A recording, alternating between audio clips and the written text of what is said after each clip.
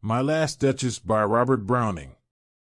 My Last Duchess is a dramatic monologue written by Victorian poet Robert Browning in 1842. In the poem, the Duke of Ferrara uses a painting of his former wife as a conversation piece.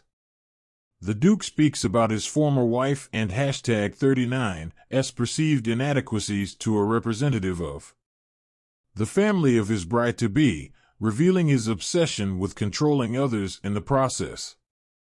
Browning uses this compelling psychological portrait of a despicable character to critique the objectification of women and abuses of power.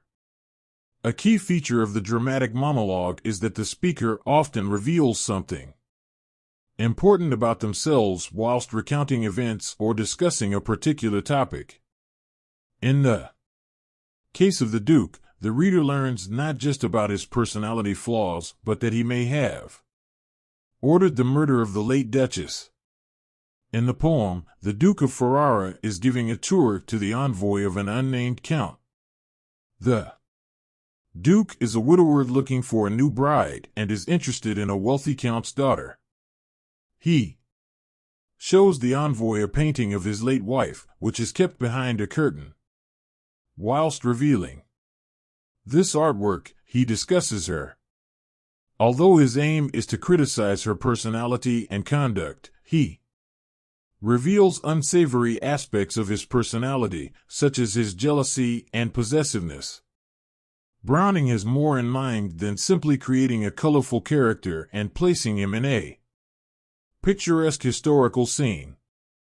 Rather, the specific historical setting of the poem harbors much significance. The Italian Renaissance held a particular fascination for Browning and his contemporaries, for it represented the flowering of the aesthetic and the human alongside, or, in some cases in the place of, the religious and the moral.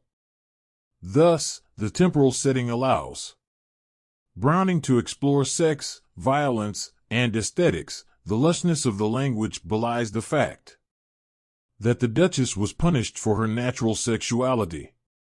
The Duke's ravings suggest that most of the supposed transgressions took place only in his mind.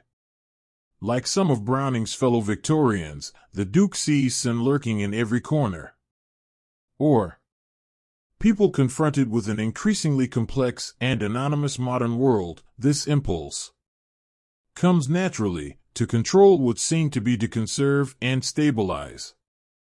The Renaissance was a time when morally dissolute men like the Duke exercised absolute power, and as such it is a fascinating study for the Victorians. Works like this imply that, surely, a time that produced magnificent art like the Duchess's portrait couldn't have been entirely evil in its allocation of societal control, even though it put men like the Duke in power. The indirect desire for dowry is also the names dropping of the artists while talking about the painting, and the statue of Neptune speaks volumes about his greed and his need to dominate and impress everyone around him.